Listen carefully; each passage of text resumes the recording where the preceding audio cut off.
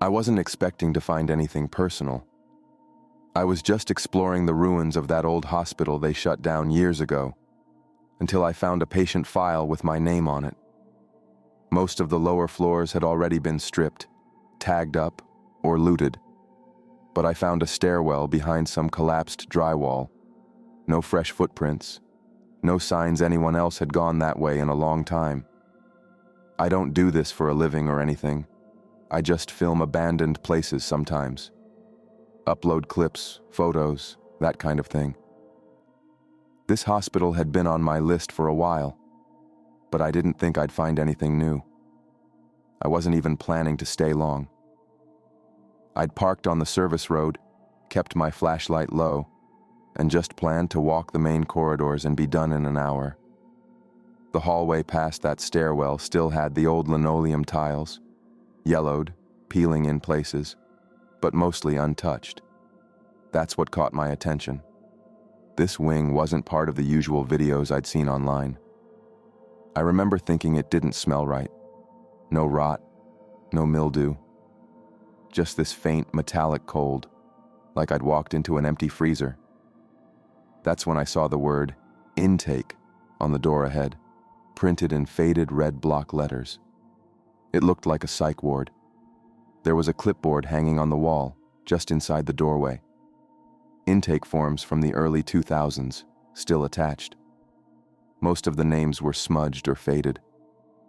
I almost didn't notice the room to the right, the kind with a textured glass panel, like an old observation room. The light inside was still working. I swear to God, that room still had power.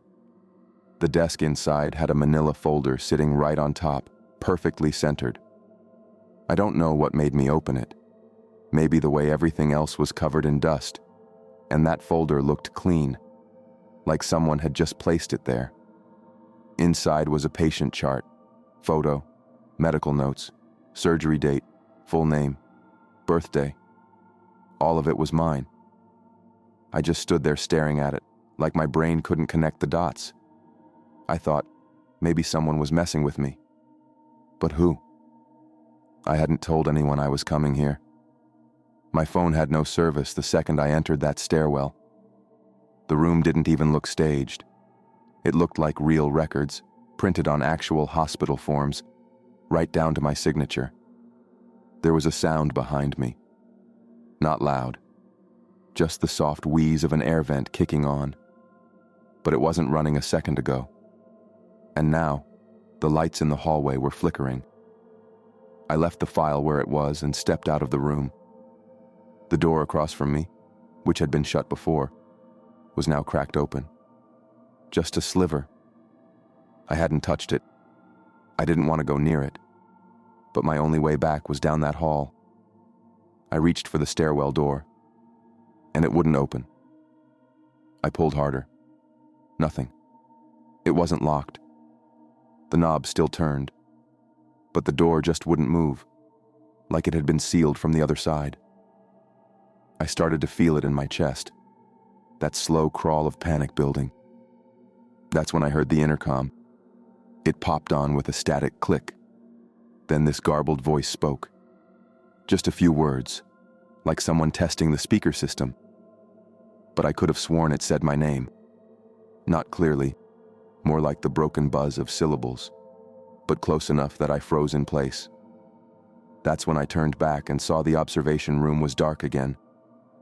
I tried going back through the wing, the way I came, but every door I opened led me back to the same spot.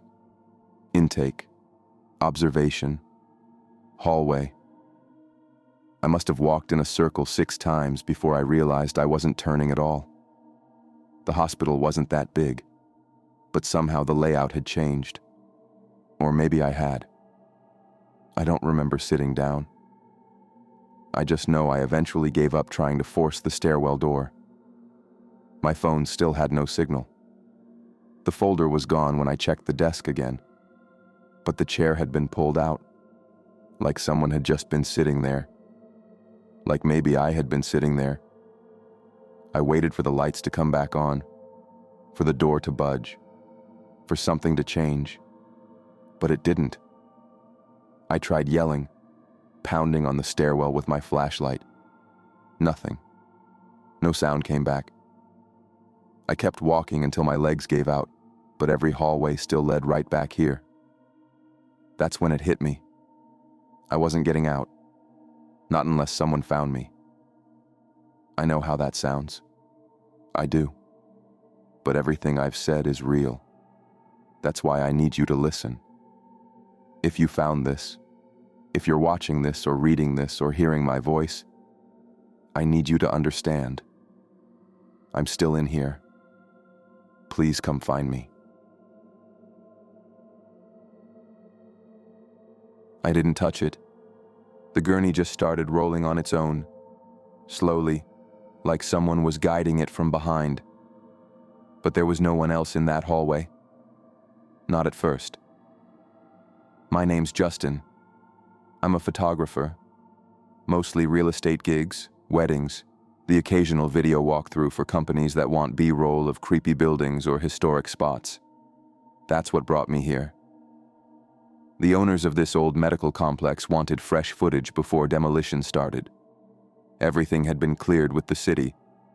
I even signed a waiver at the trailer out front. They handed me the keys to the side entrance and told me, "You've got 6 hours." That was it. The building was huge. It had 2 wings, one of which was already gutted. But the surgical wing, it still had beds, exam tables. Even some of the rolling carts and curtain dividers were still there. Dust everywhere, but weirdly no graffiti. I remember thinking that was odd.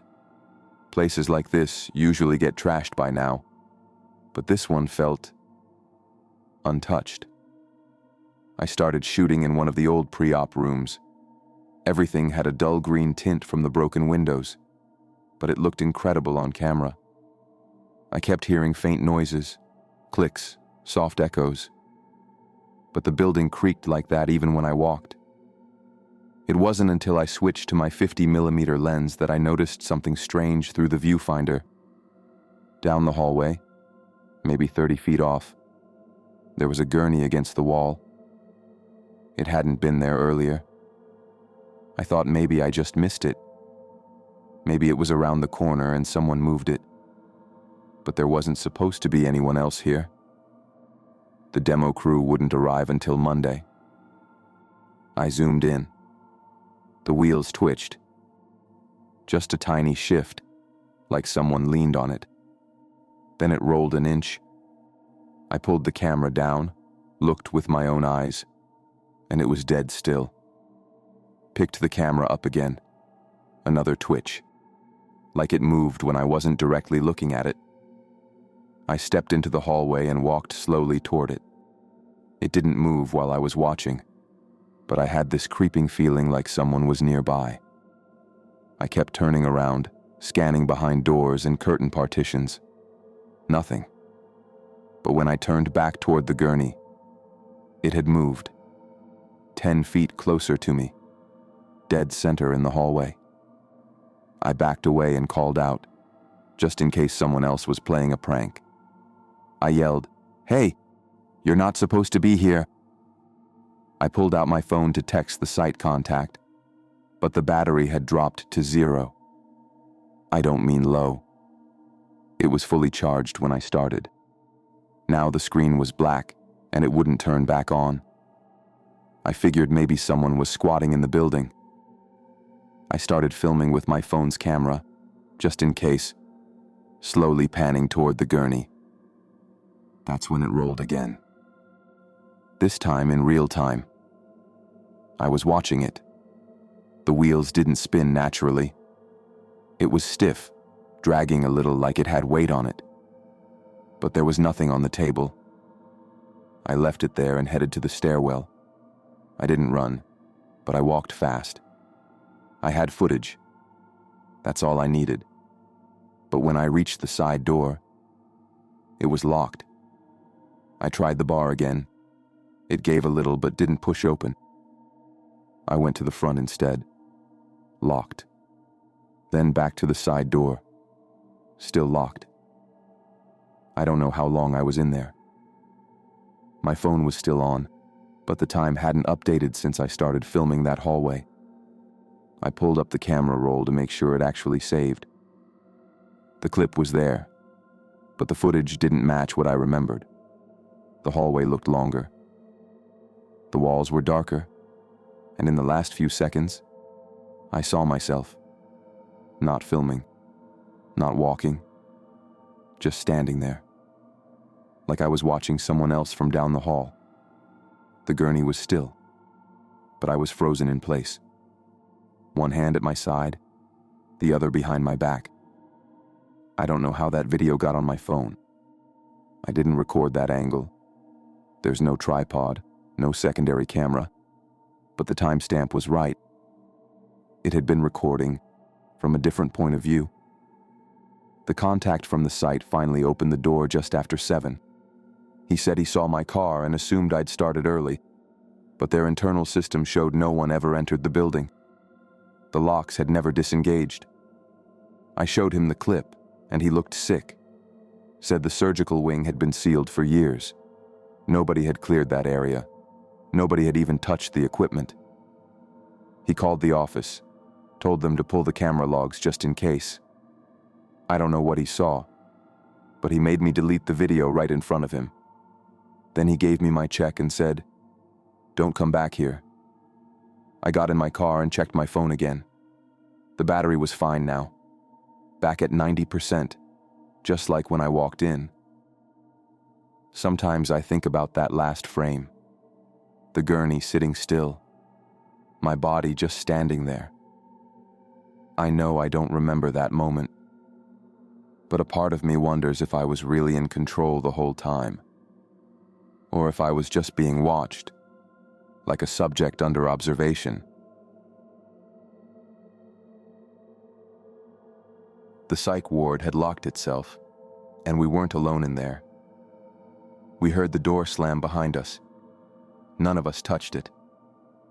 And when we turned around to leave, the knob wouldn't turn. My name's Emily. This happened a year ago when me and 3 friends decided to explore the closed-off upper levels of an old hospital. We'd seen videos of people walking the main halls, but the psych wing had been chained off for years. No windows, no cameras. We found the stairwell access behind a false wall on the 3rd floor, probably used by staff or maintenance back when it was active. It led to a heavy security door with a broken keypad, but the lock had been cut. Someone had already gotten in. We stepped inside quietly. No talking at first, just the sound of our boots on tile. The hallway split left and right, lined with thick steel doors and reinforced glass. Every room had heavy locks and wire-reinforced windows. It looked more like a prison than a hospital. There were intake boards still hanging on the wall, and one of them still had names scribbled in faded marker. Someone had added, "Help me," in giant letters across the bottom. We didn't split up. We were smarter than that. I was filming. Max had a flashlight. Darren and Kate were ahead of us checking the room labels. There was a faint beeping coming from somewhere deep in the hall, like a machine was still powered on. That's when the door slammed shut behind us. Loud, echoing, like someone had kicked it. We all turned and ran back, but the handle wouldn't move. Not even a rattle. It was stuck in place. We tried not to panic. Max checked the frame and hinges. Darren tried calling the guy who dropped us off, but his signal was dead. Kate started filming too, mostly just to document in case anything happened. We decided to push forward, find another exit, or at least see if there was a second stairwell. The wing looped around in a square, with a nurse's station in the middle. There were thick blackout curtains covering most of the glass, but on the far side, one of the doors was half open, and something had been dragged out of it. A trail of dust smudged across the floor, like a mattress or body bag had been pulled down the hall. We followed it until it disappeared into one of the rooms, number 218. I pushed the door open and felt resistance. Not from a lock, like something heavy was behind it. Max leaned in beside me with the light. The bed frame had been wedged up against the inside of the door. It wasn't resting there. It had been forced into the gap from the inside, like someone wanted to keep people out. We kept going. There were notes on the walls, little square scraps of paper with the number 218 written over and over again. Some were taped to the walls. Some were folded and slid under other doors. Darren stopped to pick one up and unfolded it. It just said, "Don't let her speak." That's when I realized we hadn't heard Kate talk in a while. I turned around and she was standing way back, maybe 40 feet behind us. I asked if she was okay. She just stared at me. Max asked her again, louder, and that's when she smiled. Just for a second. It wasn't a normal smile. It looked forced, like her face didn't know how to do it right. Then she started walking toward us, but not fast, slow and straight, like she wasn't blinking. Max stepped in front of me and said, "Nope, we're leaving. Now." He grabbed my arm, turned us around, and we headed straight back toward the nurse's station. Darren followed, but Kate didn't. When we reached the main hallway again, the door was wide open. The one that locked behind us? Suddenly, it was open. We ran through it, back down the stairwell, out through the side door and into the loading dock lot. Max threw up behind the dumpster. Darren started checking the footage on his phone. I asked, "Where's Kate?" But no one had seen her come out. We thought maybe she'd slipped out another way. We didn't go back in. None of us even said it out loud, that we were leaving her, that maybe she wasn't Kate anymore. But I think we all felt it. If we went back in there, we wouldn't be the same ones coming out. None of us ever really talked about it after. We said we tried, that maybe she got out on her own.